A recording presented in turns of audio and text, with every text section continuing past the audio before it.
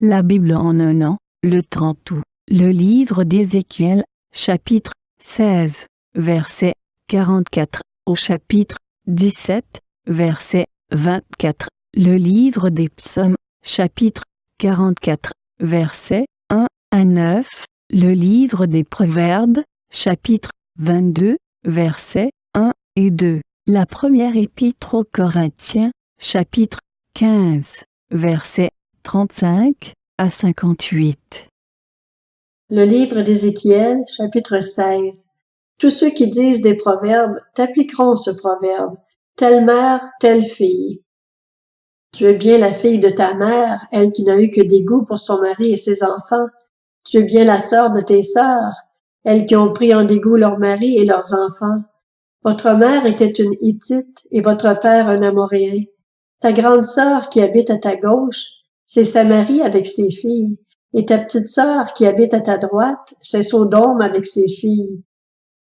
Tu ne t'es pas contenté d'imiter leur conduite et de commettre les mêmes actes abominables. C'était trop peu. Tu t'es montré plus perverti qu'elle dans toute ta conduite. Aussi vrai que je suis vivant, déclare le Seigneur, l'Éternel, ta sœur Sodome et ses filles n'ont pas fait ce que vous avez fait, toi et tes filles. Voici quelle a été la faute de ta sœur Sodome. Elle avait de l'orgueil, elle vivait dans l'abondance et dans une tranquille insouciance, elle et ses filles, et elle n'a pas soutenu la main du malheureux et du pauvre. Elles sont devenues arrogantes et elles ont commis des actes abominables devant moi. Je les ai fait disparaître quand j'ai vu cela. Samarie n'a pas commis la moitié de tes péchés. Tes pratiques abominables ont été plus nombreuses que les siennes. Avec toutes les pratiques abominables auxquelles tu t'es adonné, tu as même fait paraître tes sœurs justes. Supporte ton humiliation, toi qui es intervenu en faveur de tes sœurs par tes péchés, qui t'es montré plus abominable qu'elles, et qui les fait paraître plus justes que toi. Sois dans la honte, et supporte ton humiliation, puisque tu as fait paraître tes sœurs justes. Je changerai leur sort, celui de Sodome et de ses filles, ainsi que celui de Samarie et de ses filles, et je changerai ton sort au milieu d'elles, de telle façon que tu aies à supporter ton humiliation et rougisses de tout ce que tu as fait, ce qui les consolera. Tes sœurs, Sodome et ses filles, retrouveront leur situation d'avant. Samarie et ses filles retrouveront leur situation d'avant. Toi et tes filles aussi, vous retrouverez votre situation d'avant. Tu ne mentionnais même pas ta sœur Sodome à l'époque où tu étais orgueilleuse, avant que ta méchanceté ne soit dévoilée. Comme elle, c'est le moment de recevoir les insultes des filles de la Syrie et des environs, des filles des Philistins, de celles qui tout autour te méprisent. Tu dois supporter les conséquences de tes actes scandaleux et de tes pratiques abominables, déclare l'Éternel. En effet, voici ce que dit le Seigneur, l'Éternel. J'agirai envers toi comme tu as agi, toi qui as ignoré ton engagement en violant l'alliance. Quant à moi, je me souviendrai de mon alliance conclue avec toi à l'époque de ton enfance, et j'établirai pour toi une alliance éternelle. Tu te souviendras de ta conduite, et tu en éprouveras un sentiment d'humiliation quand tu recevras tes sœurs, les grandes comme les petites. Je te les donnerai pour filles, mais pas sur la base de ton alliance. J'établirai moi-même mon alliance avec toi, et tu reconnaîtras que je suis l'Éternel. Ainsi, quand je t'aurai pardonné tout ce que tu as fait, tu te souviendras du passé, tu en auras honte, et tu n'ouvriras plus la bouche à cause de ton humiliation, déclare le Seigneur, l'Éternel. Le livre d'Ézéchiel, chapitre 17. La parole de l'Éternel m'a été adressée. Fils de l'homme, propose une énigme, raconte une parabole à la communauté d'Israël. Tu annonceras, voici ce que dit le Seigneur, l'Éternel. Un grand aigle d'une grande envergure, aux longues ailes, couvert de plumes de toutes les couleurs, vint sur le Liban et enleva la cime d'un cèdre. Il arracha la plus haute de ses branches, l'emporta dans un pays de marchands et la déposa dans une ville de commerçants. Il prit un plan du pays et le plaça dans un terrain fertile. Il le mit près d'une eau abondante et le planta comme un saule. Ce rejeton poussa et devint un cep de vigne qui prenait de l'ampleur mais restait bas. Ses branches étaient tournées vers l'aigle et ses racines étaient sous lui. Il devint un cep de vigne, donna des pousses et produisit des rameaux. Puis il y eut un autre grand aigle de grande envergure, au plumage épais. De la terrasse où elle était plantée, cette vigne dirigea ses racines de son côté et tendit ses branches vers lui pour qu'il l'arrose. Elle était pourtant plantée dans un bon terrain, près d'une eau abondante, de manière à produire des sarments et à porter du fruit pour devenir une vigne magnifique. Annonce. Voici ce que dit le Seigneur l'Éternel. Prospérera-t-elle? Le premier aigle ne va-t-il pas arracher ses racines, la dépouiller de son fruit et dessécher toutes ses jeunes pousses? Elle se desséchera et il ne faudra ni beaucoup de force, ni un peuple nombreux pour la déraciner. Oui, elle a été plantée, mais prospérera-t-elle? Quand le vent d'Est l'atteindra, ne séchera-t-elle pas? Elle séchera sur la terrasse où elle a poussé. La parole de l'Éternel m'a été adressée. Dis à cette communauté de rebelles, ne savez-vous pas ce que cela signifie? Explique-leur. Le roi de Babylone est venu à Jérusalem, il a capturé son roi et ses chefs, et les a emmenés avec lui à Babylone.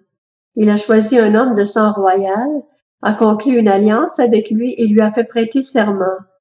Puis il a emmené les grands du pays pour que le royaume reste fragile et ne puisse pas se relever.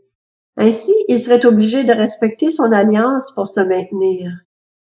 Cependant, le nouveau roi s'est révolté contre lui en envoyant ses messagers en Égypte pour se procurer des chevaux et un grand nombre d'hommes.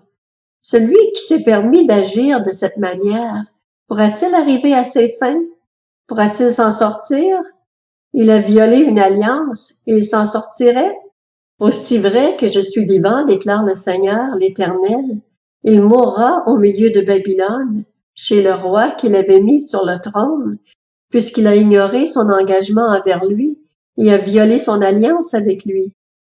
Le Pharaon ne pourra rien faire pour lui au moment du combat, malgré sa grande armée et sa population nombreuse, quand on mettra en place des remblais et qu'on construira des retranchements pour éliminer un grand nombre de vies. Il a ignoré un engagement en violant l'alliance. Alors qu'il avait donné sa main, il s'est permis d'agir de cette manière. Il ne s'en sortira pas. C'est pourquoi voici ce que dit le Seigneur, l'Éternel. Aussi vrai que je suis vivant, c'est un engagement pris en mon nom qu'il a ignoré, c'est mon alliance qu'il a violée. Je ferai retomber cela sur sa tête. J'étendrai mon piège sur lui et il sera pris dans mon filet. Je l'emmènerai à Babylone et là, je le ferai passer en jugement pour son infidélité envers moi. Tous ces fugitifs, dans toutes ces troupes, tomberont par l'épée, et ceux qui resteront seront éparpillés à tout vent. Vous reconnaîtrez alors que c'est moi, l'Éternel, qui ai parlé. Voici ce que dit le Seigneur, l'Éternel. J'enlèverai moi-même une pousse de la cime du cèdre majestueux, et je la déplacerai. J'arracherai du sommet de ses jeunes branches une pousse délicate, et je la planterai sur une montagne particulièrement haute. Je la planterai sur une haute montagne d'Israël. Elle portera des branches et produira des fruits. Elle deviendra un cèdre magnifique. Toutes sortes d'oiseaux y feront leur nid. Tout ce qui a des ailes s'abritera dans ses branches. Tous les arbres des champs reconnaîtront alors que c'est moi, l'Éternel, qui ai abaissé l'arbre qui s'élevait et élevé l'arbre qui était abaissé, qui ai desséché l'arbre vert et fait verdir l'arbre sec. Moi, l'Éternel, j'ai parlé et j'agirai. Le livre des Psaumes, chapitre 44. Au chef de chœur, des descendants de Corée, cantique. Ô Dieu, nous avons entendu de nos oreilles, nos pères nous ont raconté tout ce que tu as accompli à leur époque, par le passé. De ta main, tu as chassé des nations pour qu'ils puissent s'établir. Tu as frappé des peuples pour qu'ils puissent s'étendre. En effet, ce n'est pas par leur épée qu'ils se sont emparés du pays, ce n'est pas leur bras qui les a sauvés, mais c'est ta main droite, c'est ton bras, c'est la lumière de ton visage, parce que tu les aimais. Ô Dieu, tu es mon roi, ordonne la délivrance de Jacob. Grâce à toi, nous renversons nos ennemis, Grâce à ton nom, nous écrasons nos adversaires, car ce n'est pas en mon arc que je me confie, ce n'est pas mon épée qui me sauvera, mais c'est toi qui nous délivres de nos ennemis et qui fais rougir de honte ceux qui nous détestent. Nous chantons la louange de Dieu chaque jour et nous célébrerons éternellement ton nom. Le livre des Proverbes, chapitre 22. Une bonne réputation est préférable à de grandes richesses, et la grâce vaut mieux que l'or et l'argent. Le riche et le pauvre se rencontrent. C'est l'Éternel qui les a fait l'un et l'autre. La première épître aux Corinthiens, chapitre 15. Mais quelques-uns diront, comment les morts ressuscitent-ils? Et avec quel corps reviennent-ils? Hommes dépourvus de bon sens. Ce que tu sèmes ne peut reprendre vie que s'il meurt, et ce que tu sèmes, ce n'est pas la plante qui poussera.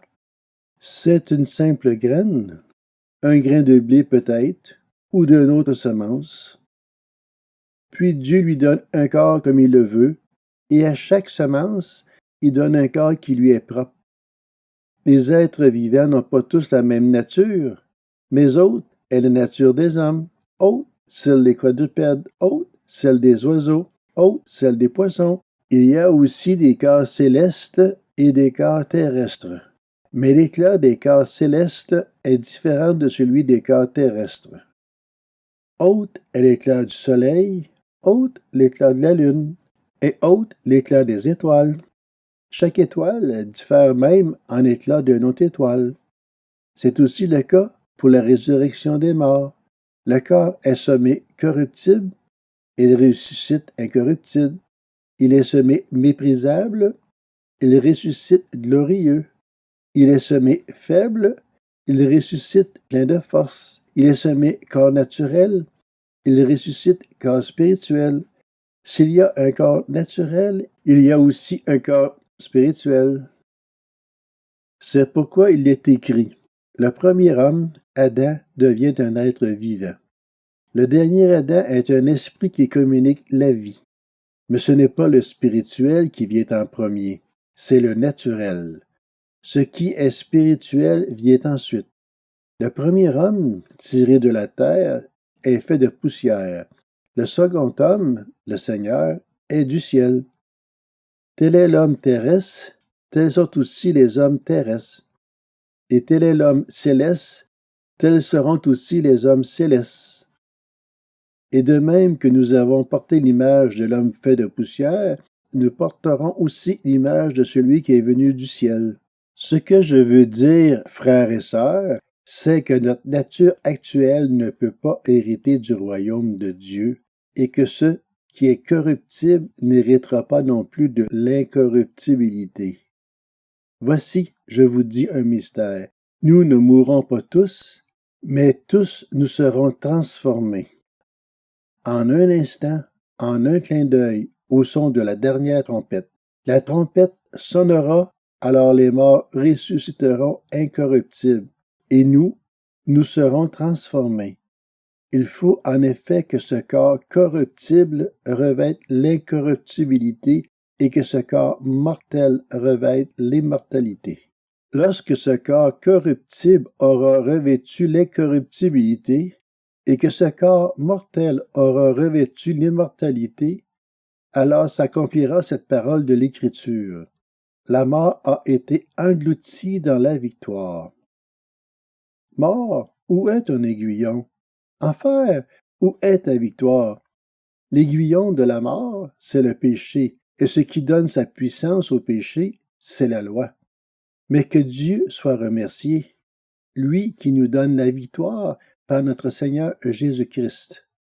Ainsi, mes frères et sœurs bien-aimés, soyez fermes, inébranlables, travaillez de mieux en mieux à l'œuvre du Seigneur, sachant que votre travail n'est pas sans résultat dans le Seigneur.